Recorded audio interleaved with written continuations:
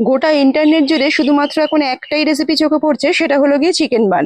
আর এই চিকেন বানটা বানিয়ে খেলে খেতে কিন্তু হয় দুর্দান্ত স্বাদের। তবে অনেক ক্ষেত্রে দেখতে পাচ্ছি চিকেন বানটা তৈরির ক্ষেত্রে অনেকেই কিন্তু ডুবো তেল ব্যবহার করছেন। আমার আবার বাচ্চাদের খাবারের ক্ষেত্রে এতটা তেল ঠিক পছন্দ হয় না, তাই আমি যেভাবে জিনিসটা তৈরি করেছি একটু শেয়ার করলাম। 1 কাপ উষ্ণ গরম জলে 1 চামচ ইস্ট আর 1 চামচ চিনি দিয়ে আগে একটু 5 মিনিটের জন্য ভিজিয়ে রাখছি। এবার একটা বোলের মধ্যে 3 কাপ মতন ময়দা নিয়েছি, 2 চামচ নিয়েছি গুঁড়ো দুধ, আর সেই সাথে স্বাদ মতো একটু নুন দিয়েছি, আর অল্প অল্প করে একটু সাদা তেল দিয়ে ভালো করে আগে একটু ময়ান দিয়ে নিয়েছি। তারপর ওই ইস্ট ভেজানো জলটা দিয়ে এখানে পুরো ডোটা আমি রেডি করেছি। ডোটা তৈরির জন্য কিন্তু এখানে এই 1 কাপ জলের মধ্যে 3 কাপ ময়দা কিন্তু একদম পারফেক্ট থাকবে। ডোটা তৈরির সময় দেখা যাবে যে একটু হয়তো নরম লাগতে পারে, কিন্তু এইরকম একটা ডোই কিন্তু আমার দরকার। ভালো করে মাখিয়ে এটাকে ঢাকা দিয়ে আমি মোটামুটি আধা ঘন্টা থেকে 45 মিনিটের জন্য রেখে দিচ্ছি। অন্যদিকে চিকেন বান তৈরির জন্য চিকেনের যে পুরটা সেটাকে একটু রেডি করে নেব। এখানে আমি পছন্দ অনুযায়ী একটু সবজি নিয়েছি, যেমন একটু ক্যাপসিকাম, একটু নিয়েছি গাজর, আর সেই সাথে নিয়েছি একটু পেঁয়াজ। আর কিন্তু কিছুই এখানে ব্যবহার করিনি। প্রত্যেকটা সবজি এখানে লম্বা লম্বা করে কুচিয়ে নিয়েছি, সবজিগুলো কাটা হয়ে গেছে। আর যেহেতু চিকেন বান, তার সাথে চিকেন তো লাগছেই। এবার একটু ফ্রাইং প্যানের মধ্যে 2 থেকে 3 চামচ মতো তেল দিয়ে আগে পেঁয়াজটা দিয়ে দিলাম। পেঁয়াজটা একটু ভেজে নিয়ে তার মধ্যে দিয়ে দেবো আগে থেকে যে কুচিয়ে রাখা গাজরটা। গাজর আর পেঁয়াজটাকেও আবার একসাথে একটু ভাজতে ভাজতে মোটামুটি মিনিট খানেক বাদে এর মধ্যে দিয়ে দেবো ছোট ছোট টুকরো করে রাখা 100 গ্রাম মতন চিকেন। এই চিকেনটাকে দিয়ে খুব ভালো করে কিন্তু নেড়ে চেড়ে নেবো সবজির সাথে।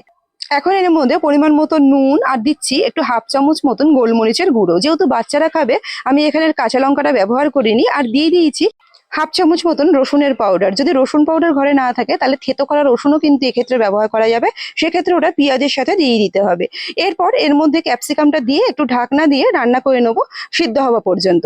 মোটামুটি এখানে সবজি আর মাংস সবকিছুই সিদ্ধ হয়ে গেছে। এবার এর মধ্যে দিয়ে দেবো 1 চামচ মতন সয়া সস, আর সেই সাথে 1 চামচ কর্নফ্লাওয়ার জলের মধ্যে গুলিয়ে একটু দিয়ে দেবো, তাতে কিন্তু একটা ক্রিমি ব্যাপার আসবে। এখানে আমার পুরটা কিন্তু একদম রেডি হয়ে গেছে। আর তা করতে করতে এখানে প্রায় আধা ঘন্টা থেকে 40 মিনিট হয়ে গেছে যে ময়দাটা আমি মেখে রেখেছি। আর ময়দাটা কিন্তু একদম সফট হয়ে গেছে। একটু হাতের সাহায্যে ভালো করে মেখে দেবো, কারণ যেহেতু এখানে ইস্ট ব্যবহার করেছি, ইস্ট ব্যবহার করলে কিন্তু ভেতরে বাতাস ভরে যায়। হাতের সাহায্যে একটু ভালো করে মেখে নিলে কিন্তু বাতাসটা বাইরে থেকে বেরিয়ে যাবে। এবার এই যে ডোটা আছে এটাকে সমান আমি 4টে ভাগে ভাগ করে নিচ্ছি, কারণ এখান থেকে আমি 4টে বান তৈরি করব। এইবার গোল গোল করে নিলাম, আর প্রত্যেকটা বানকে একটু হাতের মধ্যে ফ্ল্যাট করে এর ভেতরে চিকেনের যে পুরটা আছে সেটাকে দিয়ে দেবো। একটু বেশি করে ফ্ল্যাট করে নিচ্ছি যাতে চিকেনের পুরটা একটু দিতে সুবিধা হয়। দিয়ে এর মধ্যে 2 চামচ করে চিকেনের পুর দেবো, দিয়ে ভালো করে মুখটাকে কিন্তু সিল করে দেবো, যাতে ভিতরের পুরটা কোনো রকম ভাবেই না বাইরে চলে আসে। আর কিন্তু একদম পাতলা করলে হবে না, একটু মোটা করেই এগুলোকে তৈরি করতে হবে। ঠিক একই রকম ভাবে সবকটা কিন্তু বান আমি এখানে রেডি করে নিয়েছি। আমি এই বানগুলোকে একটুখানি সেকে তৈরি করব, ওই জন্য একটা প্যানের মধ্যে একটু হালকা করে তেল ব্রাশ করে নিয়েছি। আর 4খানা বান এখানে আমার একসাথে ধরবে না, কারণ বানগুলো কিন্তু একটু ফুলবে, ওই জন্য আমি 3টে বান দিয়েছি। আর ওপর দিয়ে দিয়ে দিচ্ছি ভালো দেখতে হওয়ার জন্য একটু সাদা তিল। সাদা তিলটা দিলে চিকেন বানটা দেখতে ভালো লাগে। ওপর থেকে দিয়ে এটাকে ঢাকনা বন্ধ করে একদম লো হিটে এটাকে 10 মিনিট মতন রান্না করে নেব। 10 মিনিট মতন রান্না করলে একটা সাইড কিন্তু মোটামুটি হয়ে আসবে।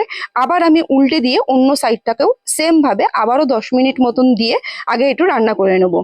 পুরো চিকেন বানটা তৈরি করতে এখানে টাইম লাগবে মোটামুটি 25 থেকে 30 মিনিটের জন্য।